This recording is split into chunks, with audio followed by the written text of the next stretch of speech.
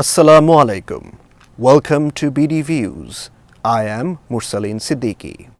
The political landscape of Bangladesh has taken a dramatic turn.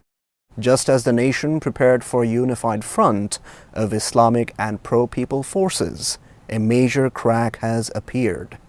The Islami Andolon Bangladesh, led by the peer of Charmonai, has officially walked out of the 11-party alliance led by Bangladesh Jamaat-Islami. This news has sent shockwaves through the electorate. For months, there was hope that the Islamic vote would finally be consolidated into a single box.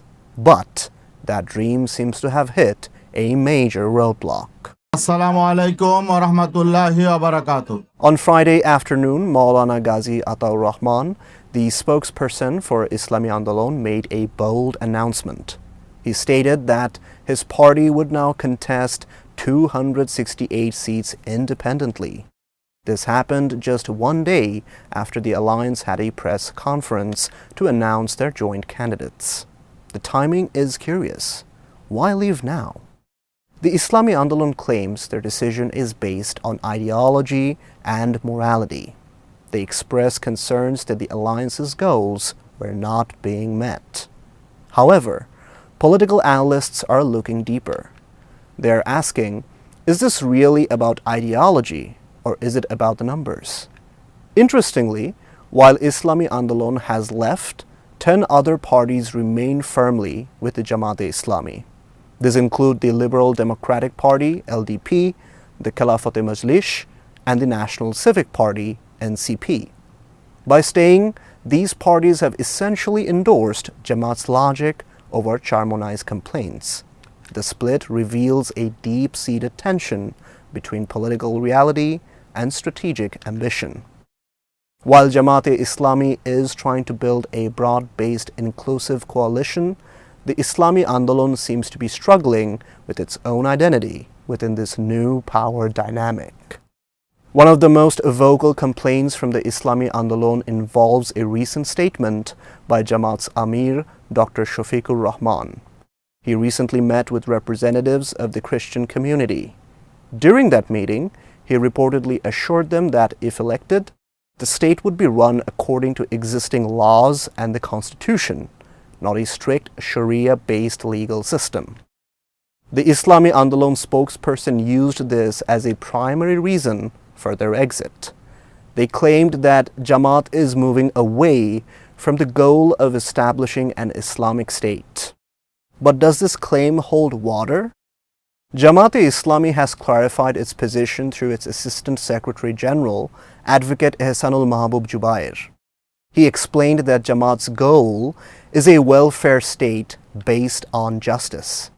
In a diverse country like Bangladesh, a responsible political party must assure all citizens, including minorities, of their safety and rights within the legal framework of the land. This is not a betrayal of Islam. It is political wisdom and a commitment to national stability. Furthermore, the Islami Andolon's accusation seems contradictory. They claim to care about pure Islamic law, yet they were actively bargaining for seats until the very last minute.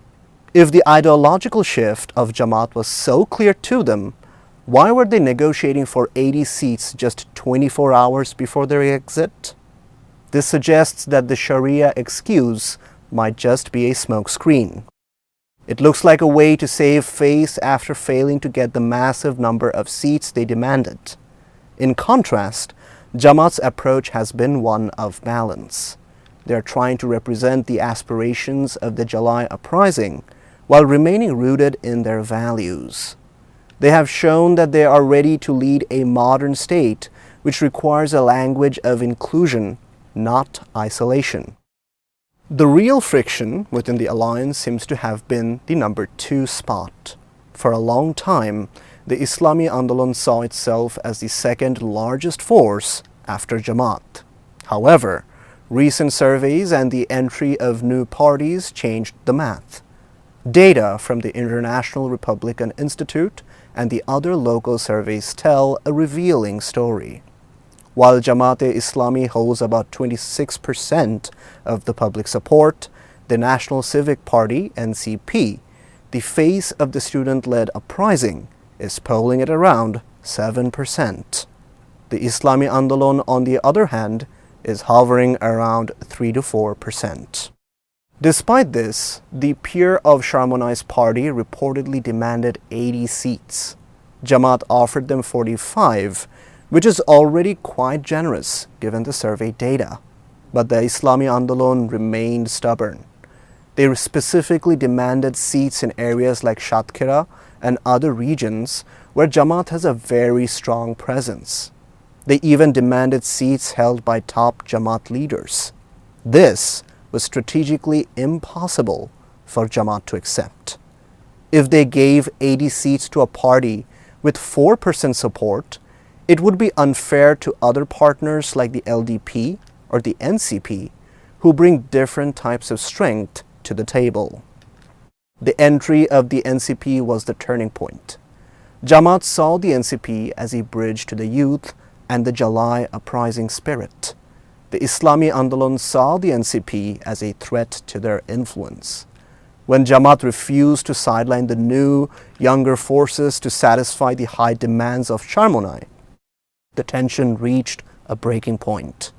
Jamaat's decision to stick with a broader coalition, including freedom fighters and student leaders, shows a vision for the future.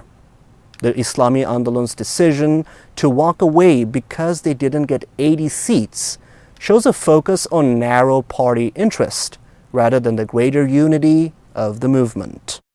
Even after the Islami Andolon announced their exit, Jamaat-e-Islami's reaction was remarkably mature. Dr. Shafiqur Rahman posted a message on social media calling for patience and respect for others. He didn't attack the peer of Charmonai. Instead, he reminded everyone that the test of patience is the greatest test. This shows a level of leadership that values long-term stability over short-term social media wins. Interestingly, when the 11-party alliance announced their candidates, they intentionally left the seats previously discussed with Islami Andolon vacant. This means Jamaat is still keeping the door open. They haven't given up on unity.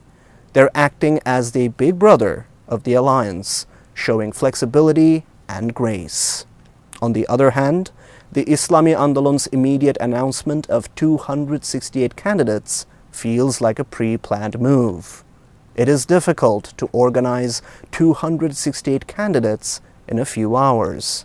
This suggests they were ready to leave all along and were just looking for an excuse. In the end, the losers of this split might be the Islami Andolon themselves. Without the support of a major organizational power like Jamaat, many of their candidates risk losing their security deposits, as has happened in the past. By leaving a coalition that offered them a path to genuine political influence, they have chosen to stand alone in a very competitive field. Jamaat, however, has emerged as a steady and reliable leader. They have shown they can work with diverse groups, from secular freedom fighters to revolutionary students to Qawmi scholars. Their logical, data-driven approach to seat sharing has earned them the trust of their remaining 10 partners. The message is clear. In the new Bangladesh, politics is about collaboration and reality, not just slogans and demands. As the dust settles, the choice becomes clear: strategic unity versus political isolation. Jamaat's inclusive approach has solidified its alliance, while Islami Andolon's departure leaves them in a vulnerable position.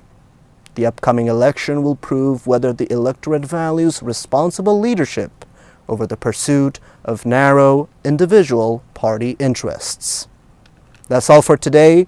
Stay safe, stay healthy, and keep watching BD Views. If you find our reports insightful, please subscribe to our channel. Allah Hafiz.